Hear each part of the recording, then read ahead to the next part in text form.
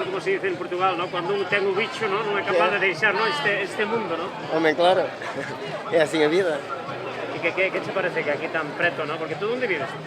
Eu sou português, só que vivo em Porrinho. Pero vives en Porriño, ¿no? Vivo em Porrinho. E sou seguidor do Rui Costa, claro.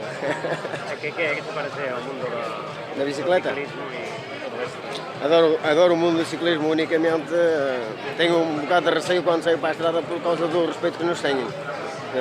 Normalmente quase nunca nos respeitam. E é impressionante que venha muita gente aqui ver isto e depois na estrada que não nos Que tenham nos estás a respeito. falar dese último accidente que hubo cos rapaces do Porriño no Rosal, non? Sim, como por exemplo Por esse. certo, como está? Un deles é un irmán do alcalde do Porriño. Sim, sim. Xemelo, como é que está? O pior é a chavala que estava bastante mal, saiu no outro dia do hospital e foi no outro dia ao local do acidente. Perdeu a temporada toda, graças a meia dúzia deles que não respeitam o pessoal. Sim? Eu no outro dia subi a São Cosme, subi o Groba, subi o Tegra e subi o Aloia. 133 km, para mim, eu se o fiz, eles fazem uma roda às costas, como quem diz. Estás como en Fran.